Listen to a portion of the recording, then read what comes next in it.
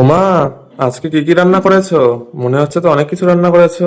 হ্যাঁ, আজকে অনেক কিছু রান্না করেছি, দেখেছো? সব ঢাকা ঢাকা জিনিস রয়েছে। হ্যাঁ। অনেক কিছু রান্না করেছি। এই দেখো, ভাতটাও বেড়ে নিলাম। এটা তোমার দাদুর ভাত, ঠাকুমার ভাত, এটা তোমার ভাত। হ্যাঁ, মা, সবার ভাতটা বেড়েছো, তাহলে আগে আমাকে তাড়াতাড়ি দিয়ে দাও। ও তোমার আগে দিয়ে দেবো? হ্যাঁ। তাহলে ঠিক আছে, তোমার ভাতটা আগে দিয়ে নিতে হবে। দাদু ঠাকুমা তো ডাকলাম, এখনো আসেনি। এই যে তোমার লেবু দিয়ে দিলাম। আর লেবু ঠাকুমারা অল্প করে খাবে, এর জন্য ছোট ছোট করে কেটেছি। এই লেবুগুলো তো খুব রস, কাগজি লেবু। এই যে শশা, শশা দিয়ে দিলাম কয়েকটা। আর এই যে ডিম সিদ্ধ একটা করে দিয়ে দিই, ডিম সিদ্ধ। হ্যাঁ। তোমার ঠাকুমার ডাক্তার খেতে বলেছে বলে আমি খাওয়াই। বয়স হয়েছে, তাই দিয়েছে, তার জন্য ডিম সিদ্ধ করেছি। আর একটা ভাজা চচ্চড়ি করেছি। এই চচ্চড়িটা আমার খুব পছন্দের।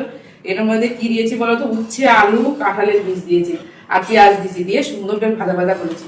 এই চচ্চড়িটাই মানে খাওয়া হয়ে যাবে। ভাত দেবো, খেয়ে দেখো, খুব ভালো লাগবে এই চচ্চড়িটা। আর ওই নিরামিষ তরকারি কি তুমি খাবা নাকি? থাক অল্প করে। হ্যাঁ, থাক অল্প থাক। আচ্ছা ঠিক আছে, আমি জানি যে তুমি খাবা না। আর এইটা দিয়ে বেশ ভালো লাগবে, খেয়ে দেখো।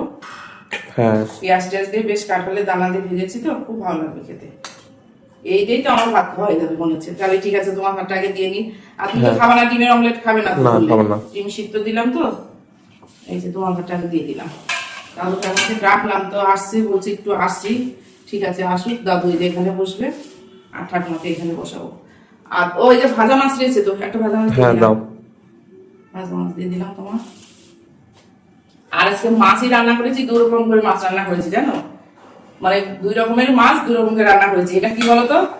এই পাবদা মাছ আর রুই মাছ কাঁচা লঙ্কা দিয়ে রান্না করেছি, জিরে আর আদা বাটা দিয়ে। আর এর মধ্যে কি দিয়েছি বলতো? ডাটা দিয়েছি, পটল দিয়েছি, আর এই যে কাঁচকলা, কাঠি কচু। এই ঝোলটা দেবো তোমার? হ্যাঁ, দাও, ভালো লাগবে খেতে। হ্যাঁ, এই ঝোলটা ভালো লাগবে, খাও। এর মধ্যে বেশ এই দেখো কাঠি কচু দিয়েছি, বেশ নতুন কাঠি কচু, ভালোই লাগবে।